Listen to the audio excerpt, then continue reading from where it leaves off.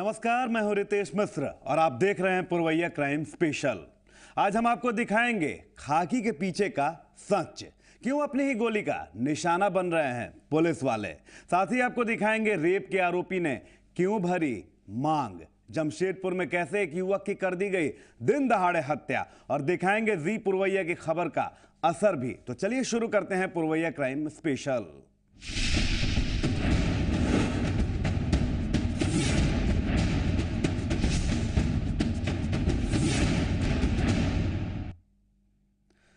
खाकी वर्दी पहनकर लोगों की सुरक्षा करने का संकल्प लेती है बिहार की पुलिस। लेकिन बिहार पुलिस के जवानों की जिंदगी कैसी है और क्या है उनके अंदरूनी हालात का सच, ये आज हम आपको बताएंगे।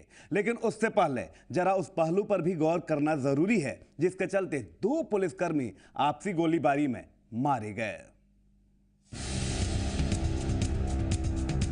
यह है खाकी की वर्दी में लोगों की सुरक्षा करती बिहार पुलिस।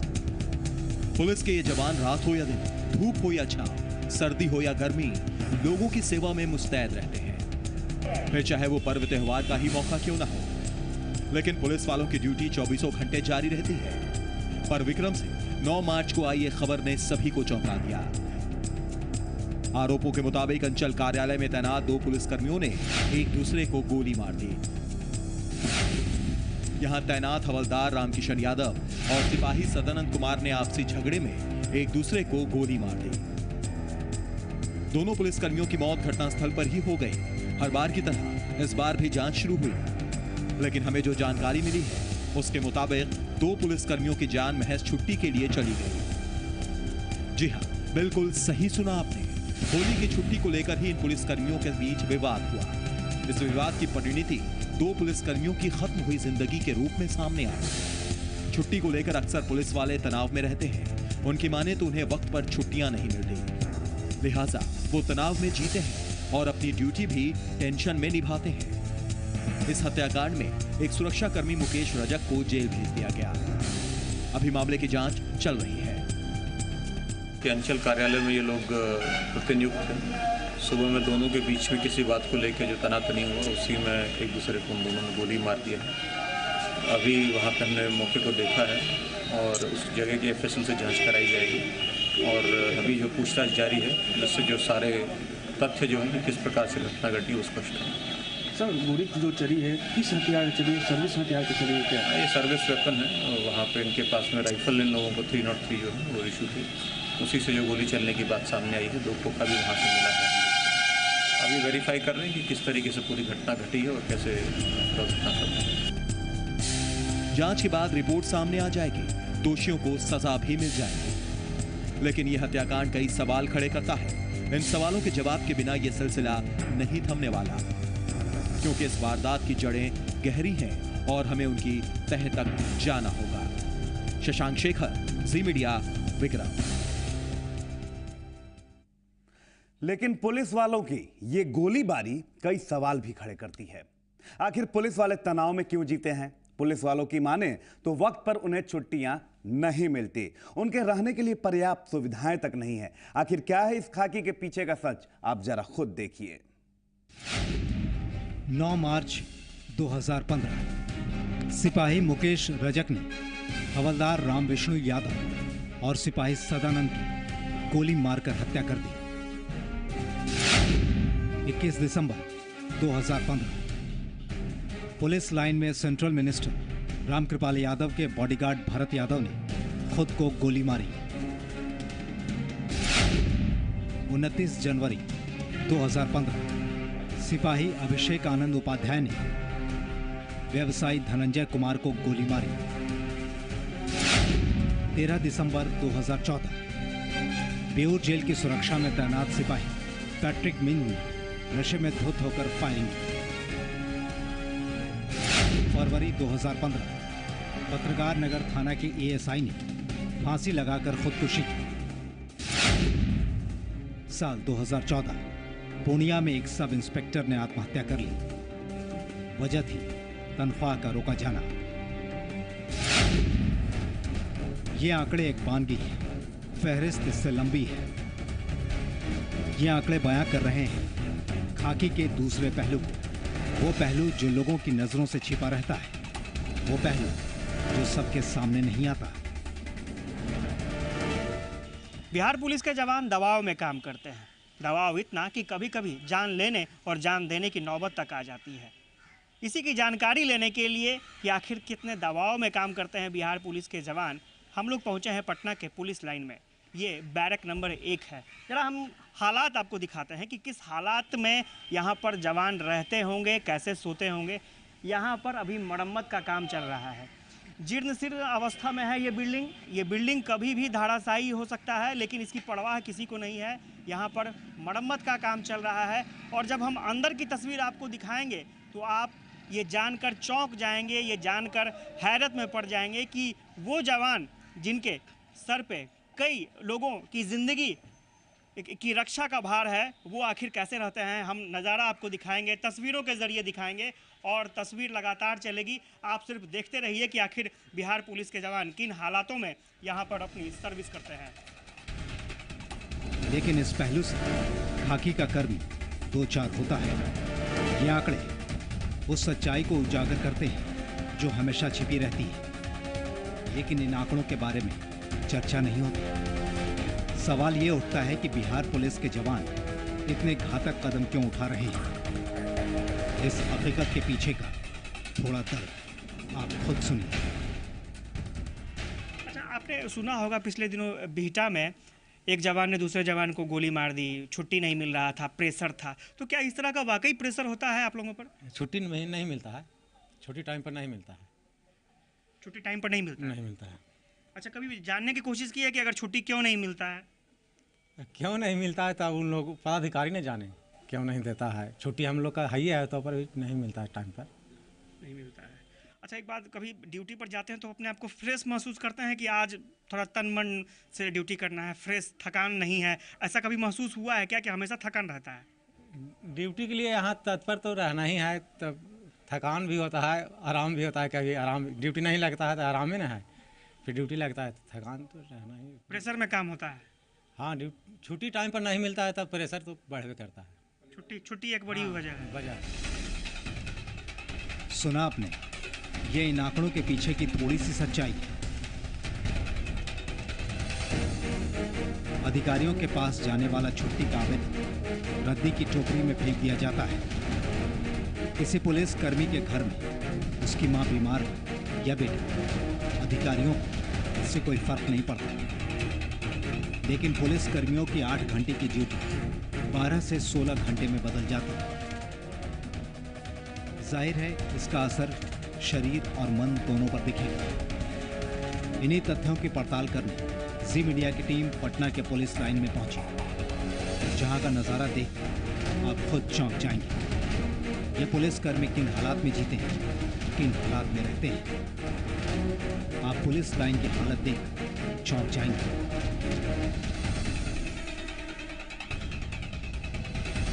चौंक ही नहीं जाएंगे बल्कि दांतों तक उंगली दबा लेंगे।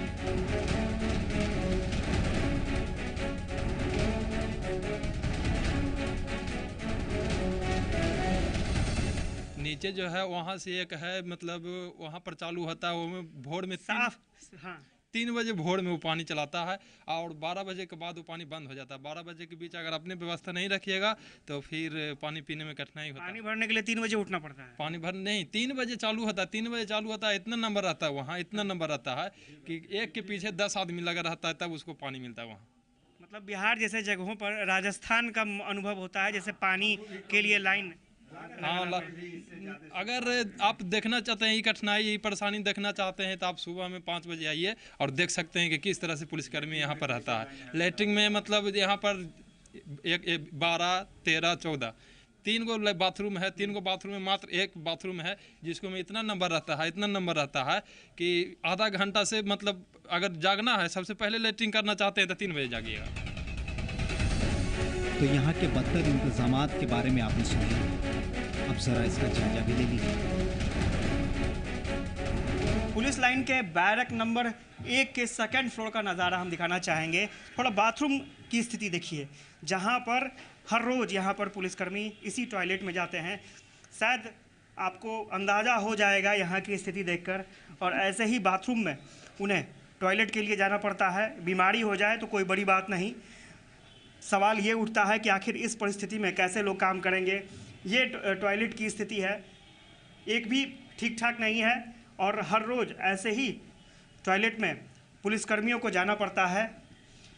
ये पूरी तरह से टॉयलेट लगभग स्थिति इतनी ख़राब हो चुकी थी कि ये बर्बाद हो चुका है और अब टॉयलेट के लिए सिर्फ नाम मात्र के ही लोग आते हैं और ज़्यादातर लोग बाहर ही विकल्प खोजते हैं, रास्ता ढूंढते हैं कि बाहर ही अगर व्यवस्था हो जाए तो कम से कम इस टॉयलेट में आने की व्यवस्था न करनी पड़े, इस टॉयलेट में नहीं आना पड़े। इलाका है ये फर्स्ट फ्लोर और सेकंड फ्लोर के बीच का जो रास्ता है ये आप देख सकते हैं टूट चुका है और अंधेरे में अगर कोई बड़ी घटना हो जाए तो इस बात से इनकार नहीं किया जा सकता है, कोई बड़ी घटना हो सकती है। राष्ट्रीय औसत के लिहाज से देखें तो 1 लाख लोगों की सुरक्षा में 117 सुरक्षाकर्मी तैनात हैं। वहीं जब बिहार के औसत पर नजर डालते हैं तो 1 लाख पर 69 पुलिसकर्मी हैं, जबकि सैंक्शन पोस्ट 84 का है। अब संख्या, बल और सुविधा के हिसाब से देखें तो पुलिस वालों के हालात सामने हैं। इस हकीकत से लंबे वक्त मुंह मोड़ पाना मुमकिन नहीं। विक्रम में घटी घटना एक वानगी भर है। वक्त रहते ही संभल जाने में हर किसी की भलाई होती है। जिस खाकी के कंधों पर नागरिकों की सुरक्षा का दायित्व होता है, जरूरत है उन कंधों को बल देने की, जरूरत है उन कंधों को मजबूत करने की। आशुतोष चंद्रा, जी मीडिया, पटना। तो भले ही अधिकारी रिफॉर्म्स की बात करते हों, लेकिन हकीकत क्या है आपने भी देखा। यहां रुकते हैं एक छोटे से ब्रेक के लिए, लेकिन ब्रेक के बाद जब वापसी होगी तो एक चौंकाने वाली खबर आपका इंतजार कर रही है।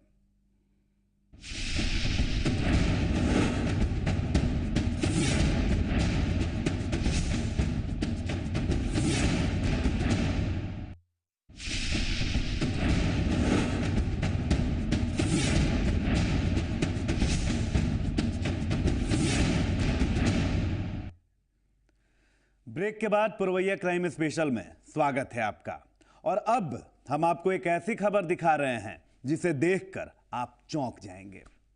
आरोपी ने पहले रेप किया और फिर उसके बाद पीड़िता की मांग में सिंदूर भर दिया। जरा आप भी देखिए ये खबर।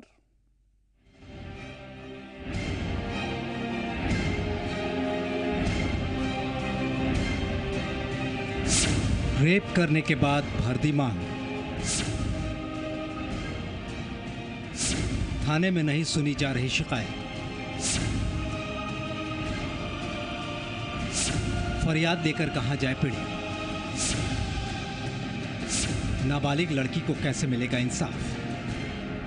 नाबालिग लड़की की मांग में यह सिंदूर इसके गांव के ही वार्ड पार्षद के पति ने भरा है। यह सुपौल जिले के भीमपुर थाना इलाके का मामला है। पीड़ित लड़की की उम्र 13 साल है। सिंदूर भरे जाने से पहले पीड़ित लड़की के साथ रेप किए जाने का आरोप है। पीड़ित ने जब इस मामले की शिकायत को लेकर पंचायत में जाने की बात कही तो लड़की की मांग में सिंदूर डाल दिया गया।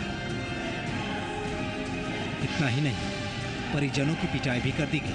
हाट पर ले ये पीड़ित लड़की के चाचा हैं। ये आरोपी की पिटाई का शिकार बताए जा रहे हैं। आप सोच रहे होंगे कि ये पूरा मामला क्या है, तो चलिए सबसे पहले आप पीड़ित लड़की के बयान सुनिए।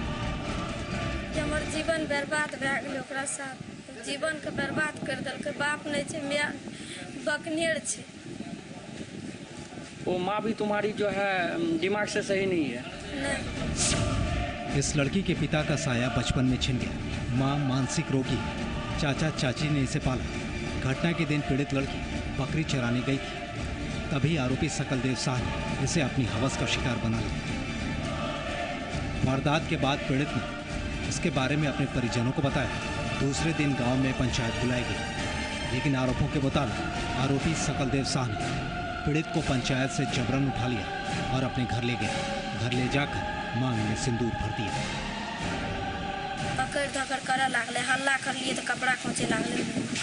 ओके बियान बड़ा ओकरे द्वार पर पंचायती बैठले 5-10 बरस। गेलो बकरी लेकर गेलो ठोकल ना, उतना से लिखो झिको क्या का बलात्कार ओकरा साथ क्या लेलकै।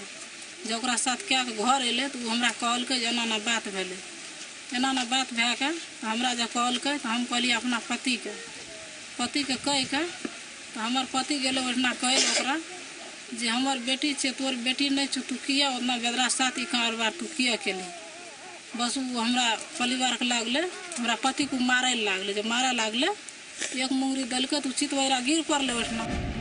घटना का विरोध किए जाने पर आरोपी सकलदेव शाह ने पीड़ित लड़की के चाचा की पिटाई कर दी। अब पीड़ित अपनी फरियाद लेकर थाने पहुंची, लेकिन भीमपुर थाना प्रभारी ने इस बारे में किसी तरह के आवेदन मिलने की बात से इनकार कर दी। बच्ची के साथ जो है सिंदूर डालने का मामला प्रकाश में आया है, क्या है पूरी वाकया? देखिए, इस संबंध में तब हमको आवेदन प्राप्त नहीं हुई है। इस संबंध आवेदन प्राप्त होने के बाद जांच उपरांत कार्रवाई की जाएगी। पीड़ित के हाथ में आवेदन पत्र दिख रहा है, लेकिन लगता है कि इंसाफ की दहलीज अभी उससे दूर ही है। फरियाद की गुहार इस दहलीज को लांघ नहीं पा रही। देखना है कि इस गुहार की आवाज उन कानों तक कब पहुंचती है। मोहन प्रकाश, जी मीडिया, सुपौल।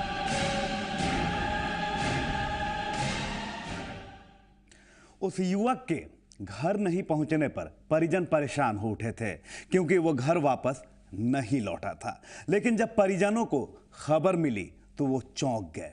घर में मातम छा गया। किसी ने भी नहीं सोचा था कि उसकी लाश यूं मिलेगी। जमशेदपुर में इस पत्थर ने एक जान ले ली। जी हां, बिल्कुल सही सुना आपने। सिद्धगोड़ा थाना इलाके के आकाशदीप प्लाजा अपार्टमेंट के पीछे का मामला है। इसी जगह पर अज्ञात हमलावरों ने पत्थर से कुचलकर एक शख्स को मौत की नींद सुला। घटना को अंजाम देने के बाद अपराधी मौके से फरार हो गए। स्थानीय लोगों ने घटना के बारे में पुलिस को जानकारी दी। मामले की जानकारी मिलते ही पुलिस भी मौके पर पहुंच गई। ये कल मैंने दुकान में नहीं गया? नहीं, दिन में भी नहीं?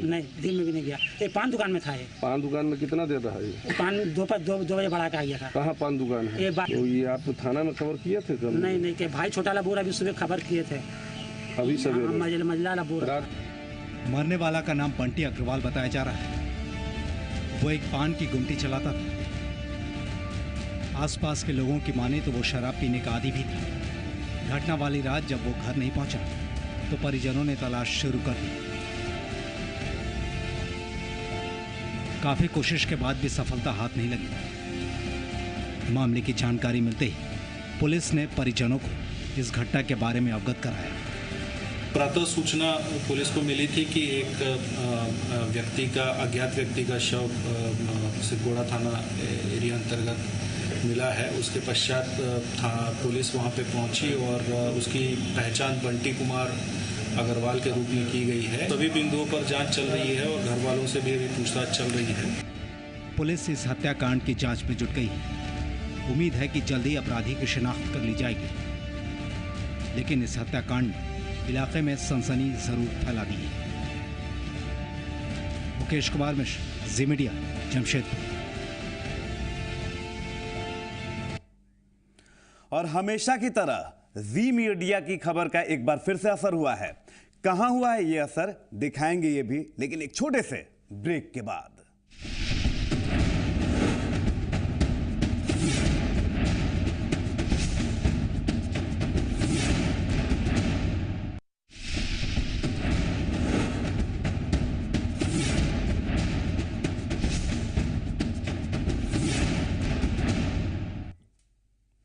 और अब बात खबर के असर की, तो जी मीडिया की खबर का एक बार फिर से असर हुआ है। मुजफ्फरपुर में हमने आपको दलाली के खेल की खबर दिखाई थी। अब डीएम ने खबर की पुष्टि की है, साथ ही कार्रवाई का भरोसा भी दिया है।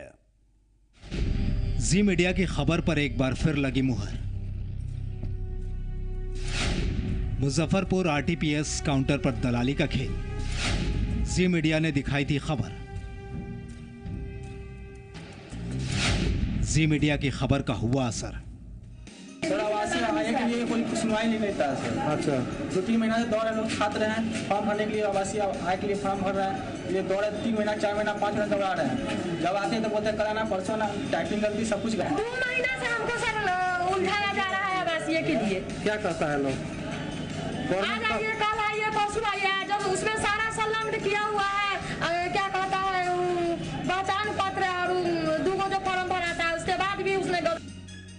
मुजफ्फरपुर के मुशहरी प्रखंड कार्यालय में चल रहा था दलाली का खेल।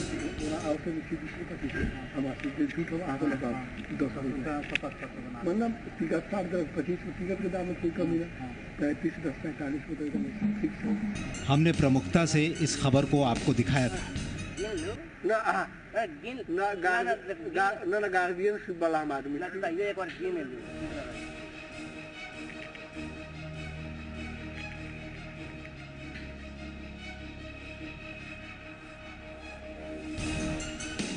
खबर दिखाए जाने के बाद मुशहरी प्रखंड कार्यालय से एक दलाल की गिरफ्तारी भी हुई थी। इस खबर के बाद जिला अधिकारी अनुपम कुमार ने आरटीपीएस काउंटर का जायजा लिया। जायजा लेने के बाद जिला अधिकारी ने स्वीकार किया कि इस दफ्तर में दलालों का गिरोह हावी है। साथ ही जी मीडिया की पहल का स्वागत भी किया। ये जहाँ से इस तरह की कोई शिकायत आती है, आप ही के यहाँ से और आप लोगों के सहयोग से ही जो सूचना मिलती है उस पर हम लोग तत्काल कार्रवाई कराते हैं। यहाँ से भी एक पकड़ा गया, आप लोगों की सूचना पर ही पकड़ा गया। तो आप लोगों से अपील भी है कि आप लोग लगातार इन चीज़ों पर नज़र रखें और यहाँ के जो पदाधिकारी हैं और हम लोगों को भी सूचना देते रहें। अगर इस तरह की कोई भी बात पाई जाएगी तो उस पर निश्चित रूप से हम लोग बहुत कड़ी कार्रवाई करेंगे। चीज़ों का निरीक्षण हो रहा है और ये बिल्कुल रैंडम हो रहा है, किसी को पहले से नहीं बताया गया है। तो जो स्थिति होगी, जहाँ जहाँ भी कमियाँ पाई जाएंगी, मैंने पहले भी बताया, जहाँ जहाँ भी कोई भी कमी पाई जाएगी तो उस पर दोषियों पर कार्रवाई भी होगी और उसको सुधारा भी जाएगा। अब जिला अधिकारी महोदय ने अपील की है कि ऐसे मामले उजागर किए जाएं। जी मीडिया आपसे वादा करता है कि जनहित की खबरों को प्रमुखता से दिखाया जाएगा। अरुण श्रीवास्तव, जी मीडिया, मुजफ्फरपुर। और इसी के साथ जुर्म की खबरों में आज बस इतना ही। लेकिन आप रहिए बाखबर, क्योंकि जुर्म कहीं भी हो सकता है, कभी भी हो सकता है। आपको सावधान करना ही हमारा मकसद है। जुर्म की ताजा खबरों के साथ कल हम फिर होंगे हाजिर। तब तक के लिए दीजिए इजाजत। नमस्कार।